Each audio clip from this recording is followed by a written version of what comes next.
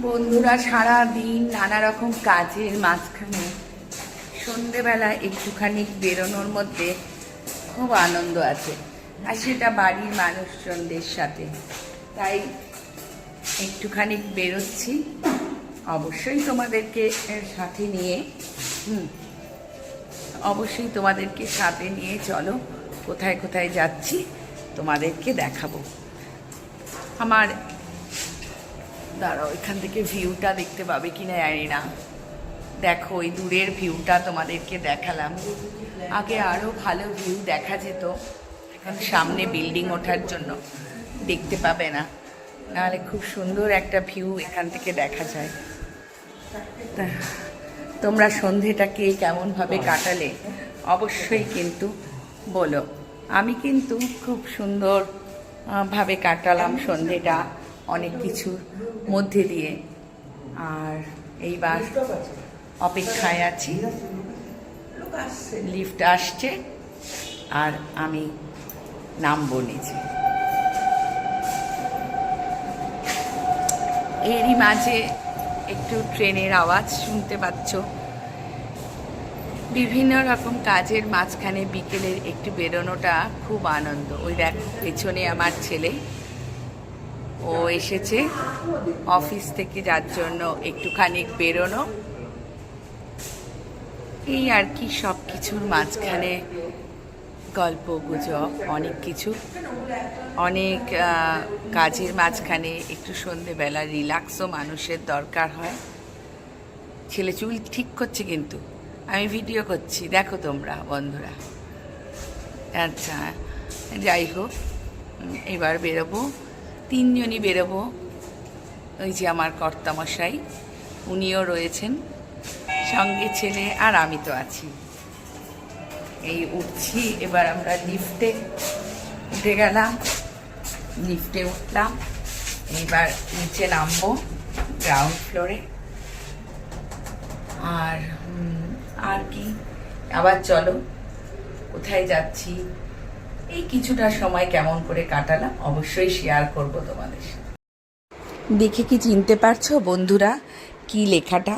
হ্যাঁ, ঠিক দেখেছো, দাদা বৌদির বিরিয়ানি। কে না ভালোবাসে খেতে, তেমনি ভিড়, সত্যি অসাধারণ হয়। এটা কিন্তু কোনো প্রমোশনের জন্য বললাম না, আমি বিরিয়ানি প্রিয় মানুষ, আমি খেতেই ভালোবাসি। এবার চললাম একটু ঘুরতে। সন্ধেবেলাটা মাঝে মাঝে একটু অন্য রকমের অনুভূতি, পরিবারের সাথে একটু বেরোনোটা বেশ ভালোই লাগে। আর প্রচুর ব্যস্ততার মাঝখানে যখন একটুখানি মনে হয় রিল্যাক্সেশনের দরকার, তখন কখনো মনে হয় একটু নিজের মতন করে ঘুরে বেড়াই, নিজের মতন করে মার্কেটিং করি।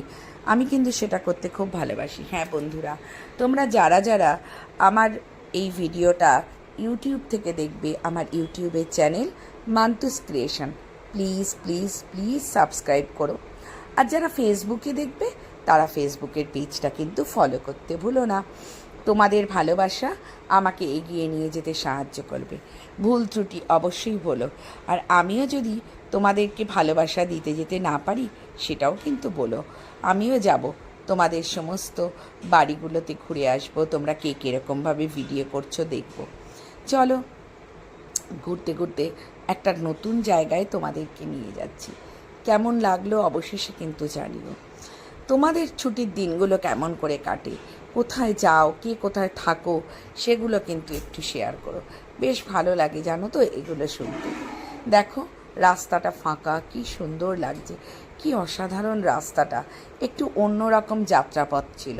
প্রত্যেক দিনের জমজমাট জায়গা থেকে বেরিয়ে যখন একটু নিরিবিলি নিস্তব্ধতার মধ্যে দিয়ে সময় কাটানো যায় না, তখন নিজের অনেক দুঃখ কষ্ট, অনেক কিছুকে সেখানে ফেলে আসা যায় বা কাটিয়ে ওঠা যায়। হ্যাঁ, নীল আলোগুলোতে মনে হচ্ছে না, নীল রং আমার ভীষণ প্রিয়, সেই রূপম ইসলামের ভীষণ সুন্দর গানটি। চেয়ারগুলো উল্টোনো, কারণ বৃষ্টির জলে একটু ভিজে গেছে, আর ওপরে ছাউনি নেই তো, তার জন্য। ভীষণ সুন্দর পরিবেশ পরিমণ্ডল। এই সুন্দর জায়গাটা খুঁজে পাওয়ার জন্য যার মূল অবদান, সে হলো আমার ছেলে। ওর চোখেই এটা প্রথম পড়েছিল, ওর মাধ্যমেই এখানে যাওয়া।